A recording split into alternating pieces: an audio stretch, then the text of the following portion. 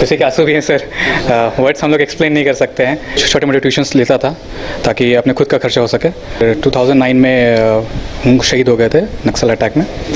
Sir आज का दिन ही बहुत यादगार है। ये यादगार रहेगा सर, हमेशा यादगार रहेगा सर। हम लोग रांची से लगभग 60 से 65 किलोमीटर की दूरी पर हैं, लेकिन पक्की सड़क अभी तक नहीं बन पाई है। मेरा इंटरव्यू सबसे लास्ट में था, टू बी ऑनेस्ट। हाँ, हम 4 लोग लास्ट में बचे हुए थे।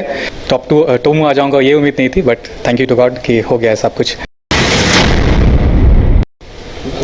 11वीं से 13वीं जेपीएससी सिविल सर्विसेज का रिजल्ट आ चुका है और हमारे साथ रैंक 2 हमारे साथ में है अभय कुजूर।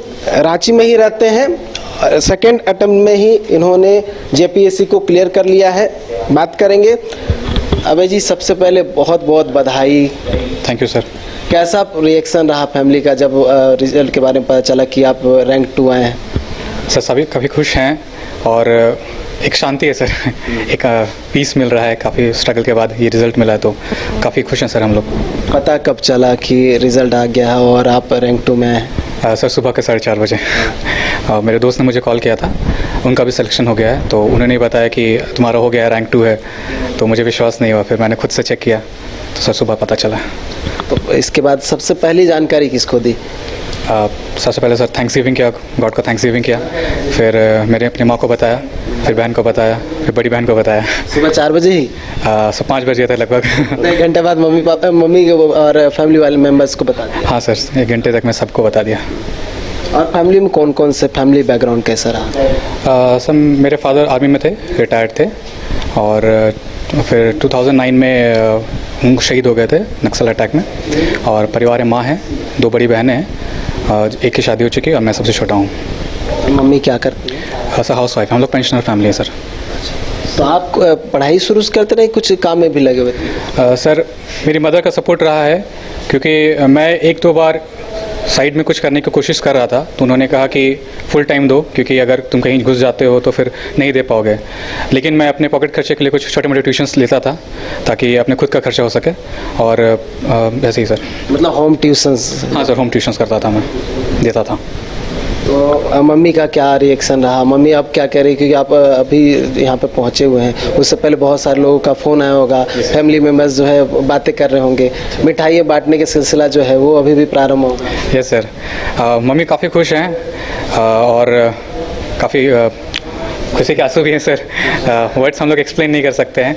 बहुत सारे इमोशंस अंदर में। मैं आते वक्त सोच रहा था कि कैसे रिएक्ट करना है, लेकिन मैं रिएक्ट नहीं कर पा रहा हूँ सर। ये अभी सोख ही नहीं हो रहा है चीज़, ये अभी भी।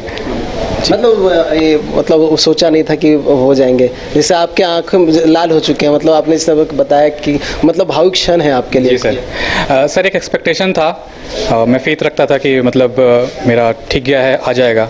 एंड इसके लिए मैंने काफ़ी प्रेयर भी किया था, सर लोग के गाइडेंस से दुआएं भी थी, और टॉप 2 में आ जाऊँगा ये उम्मीद नहीं थी, but thank you to God कि हो गया है सब कुछ। तो फर्स्ट अटेम्प्ट में कैसा रहा था परफॉर्मेंस? सर फर्स्ट अटेम्प्ट में मेरा मैक्सिमम ध्यान यूपीएससी में था उस वक्त।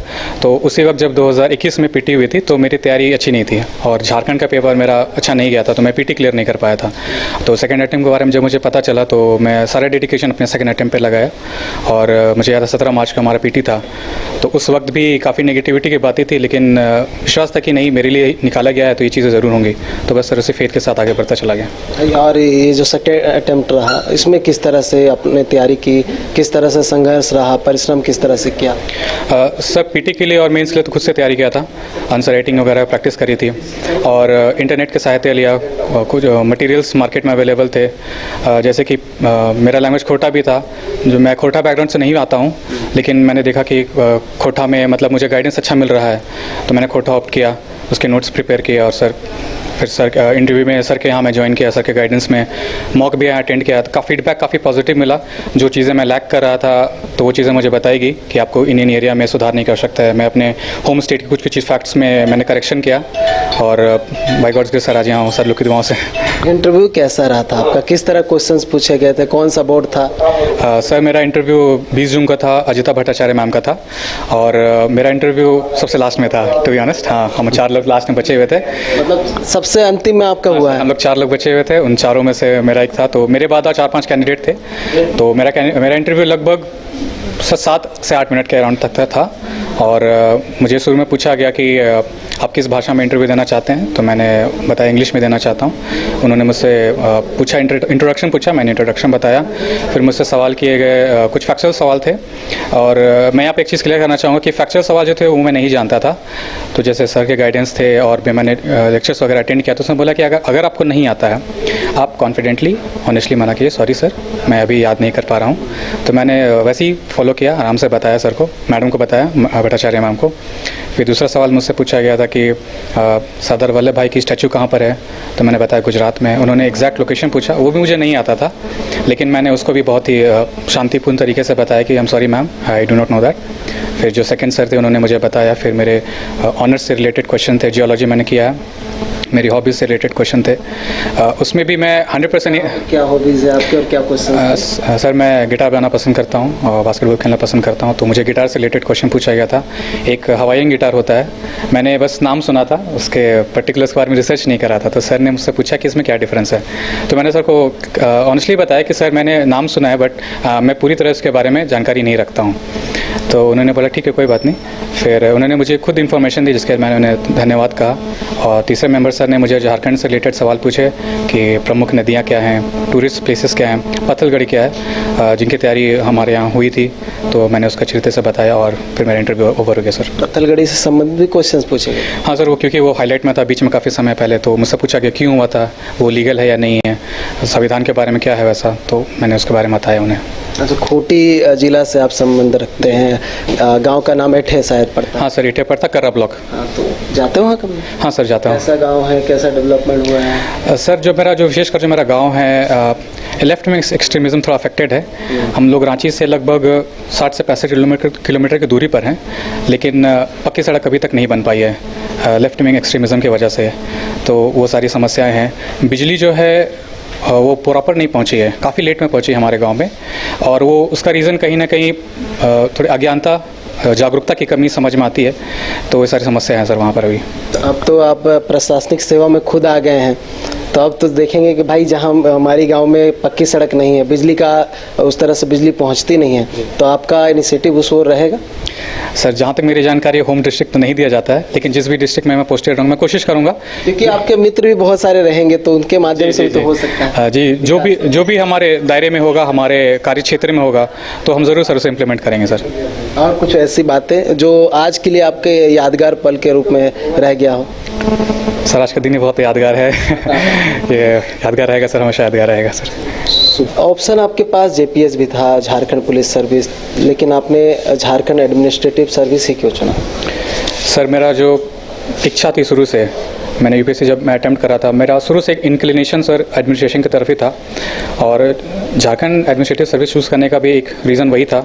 और मैं से कॉलेज डेज़ में और अब तक का जैसा मेरा टेम्परामेंट रहा है, कार्य करने का तरीका रहा है, चीज़ों को लेकर के जो मेरा नज़रिया है, मुझे लगा सर कि मैं बेस्ट सूटेड हूँ इसके लिए, तो मैंने इसी को ऑप्ट किया सर। ऑल्दो जेपीएससी एक बहुत अच्छी सर्विस है, मैं डिनाई नहीं कर रहा हूँ, लेकिन मुझे लगा कि मैं ज़्यादा एडमिनिस्ट्रेशन के लिए ज़्यादा सूटेड हूँ, तो इसलिए मैंने इसको ऑप्ट किया सर। बहुत सुबह ये खबर मिली और आपने यहाँ इंटरव्यू के लिए गाइडलाइन लिया था, तो ये उपयोगी रहा कि नहीं आपके लिए? सर रहा। वो मैं जो बैकग्राउंड क्वेश्चंस मेरे रेडी नहीं थे, अच्छा, तो वो सब मैं काफ़ी थॉरोली फिर रेडी किया। पत्थलगढ़ी से रिलेटेड क्लासेस भी बस एक चीज़ आप झारखंड के स्टूडेंट्स को बता दीजिए, क्योंकि बहुत सारे कमज़ोर बैकग्राउंड के हैं, आपका भी बैकग्राउंड पिताजी नहीं रहे, इन बच्चे जो ऐसे कमज़ोर आर्थिक पृष्ठभूमि के हैं, उनको किस तरह का हिम्मत देंगे आप, क्या कहेंगे आप?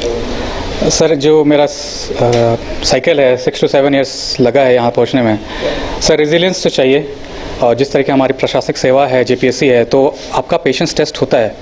तो मेरा यही सलाह है कि आप जो काम कर रहे हैं करते रहिए, क्योंकि डेट्स कभी भी आ सकते हैं। पिछले बार भी हमारा मेंस विदिन 2 मंथ्स के अंदर हो गया था, तो अगर आपकी तैयारी नहीं रहेगी तो आप वहाँ पर मार खा सकते हैं। तो आपको कंटिन्यूअस मेहनत करते रहना होगा। चीज़ें जो आपके नियंत्रण में नहीं हैं, आप उस पर सोच कर अपना समय वेस्ट नहीं कर सकते हैं।